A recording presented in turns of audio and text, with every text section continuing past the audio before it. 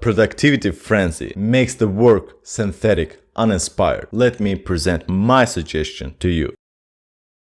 There are quite a number of productivity channels here on YouTube, and I have been keeping an eye on them. The multitude of ways and suggestions that the viewer is presented on how to maximize the output and make the most out of every single wake hour doesn't fit into my brain. At this point, it has become very comic. Behind all the fancy editing, most of it nothing but a fluff of a subjective preference. Things that aren't sustainable in the long run, just dashing enough to make great content on. Sure, you can use Swift software to make your note-taking more extravagant and colorful, but what are you really trying to accomplish here? The problem of productivity cannot merely be solved with superficially appealing digital tools, nor locking away your phone or even forcing yourself to check off the boxes for certain tasks. The issue goes deeper than that. First of all, productivity hype gets people into FOMO melancholy, feeling of missing out, and in many cases paralyzes them, making them to feel worthless. Gurus preach about morning routines, various software, myriad ways to meditate so that you can stimulate some part of your creativity that you couldn't really reach before, makes one even more restless. Yes, it is certainly possible to inspire some fraction of viewers and nudge them into trying some things that will eventually end up working for them. But for the inspiration to take place, there has to be a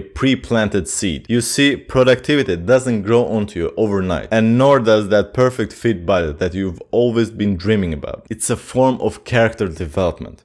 If you in your past have primed yourself into ways of productivity, then you have it in you already, latent. But for the rest, it's an issue of motive. Productivity hacks turn out to be fads for many, as they create a forceful dependence on routines, tools, or other external objects without having a deeper emotional conviction. Hard work is important, but productivity frenzy makes the work synthetic, uninspired. Wishing for productivity is starting at the end point. The mind lacks focus, which happens because of the plentiful of distractions at hand, and most importantly, not having a vision that you aspire to realize. Now, you might say that you have a vision, but you cannot seem to put the work necessary in order to realize it, and to that I would say, dig deeper. Why? That question is a perfect weapon for you to solve this puzzle with. Can't find motivation? Why? Seems so unattainable. Why? Would it take so much time to come to that place? Why is the problem? Not fully sold on the idea. Why pursue then? That applies to any area of your life, academia, work, fitness. When there's a lot of buzzing going on, productivity shouldn't be your priority. Rather, taking care of that noise. I'm not denying that to make something happen, to create, to build, you have to push yourself through occasional agonizing resistance and make sure that you show up to each and every battle. What I'm saying is that forcing yourself through tedious grind will feel tremendously worse and painful when you don't have any set goal that you are emotionally connected with. Why do you want to be productive? Motivation should come within, not to please the external world, your friends, your colleagues, loved ones, or even to disprove your haters. Even if you manage to power through and accomplish, succeed in any endeavor, ultimately, you won't feel any fulfillment out of that experience. Remember, it's not about the destination, it's about the journey. Even making money, becoming well off, should be a residual of your personal growth. Suppose you would have $10 million on your account tomorrow. Would it really change something in your life?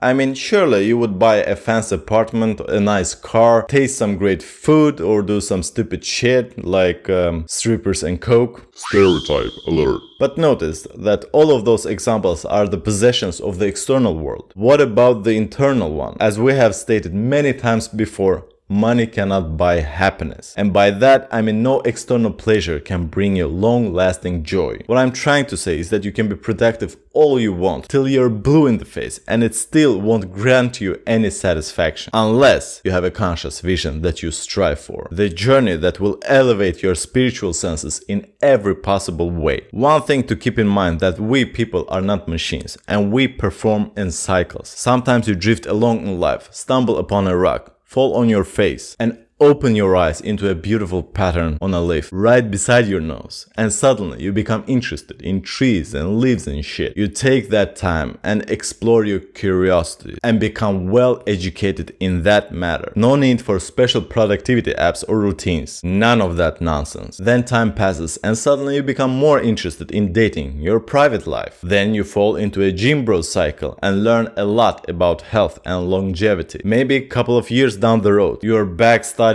wildlife again. You see where I'm going with this? The same goes for the seasons of the year.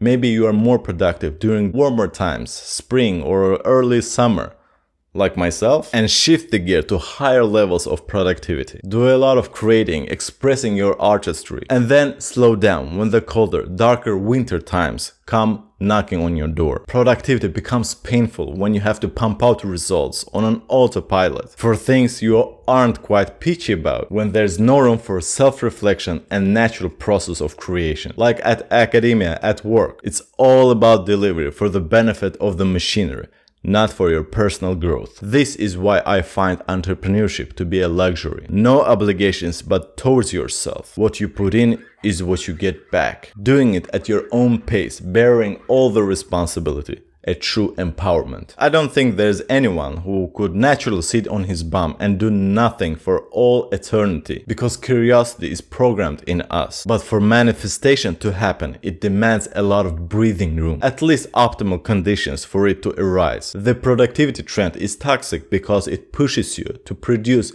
things that is demanded, not things that is wished for, wanted, cherished, and loved. At the end, I urge you to look at it from the grand scheme of things. Why is it that we do anything in life? After all, we're in the same boat, rowing towards the same destination. Let me present my suggestion to you. The moment you are okay with not winning, you will start winning. Now, do not misinterpret what I'm saying here. I don't mean to park your ass on your couch and chew chips all day long. It means you have to detach yourself from the end goal and have a bigger vision that will take you many years, even decades, to realize. It's a personal investment in building a kind of character, a kind of life that you want. When you stop caring about producing results, much more fulfilling and valuable opportunities will present themselves for you, and you will be aware, conscious enough to take action upon them. You might be a tree-hugging hipster today and transform into a Valentino suit-wearing businessman tomorrow. Not that it's a pinnacle of success, but I'm just making an example. Not where you go, but who you become. Embrace it, give it a time, let it marinate, and know that a house is being built by laying one brick on top of another.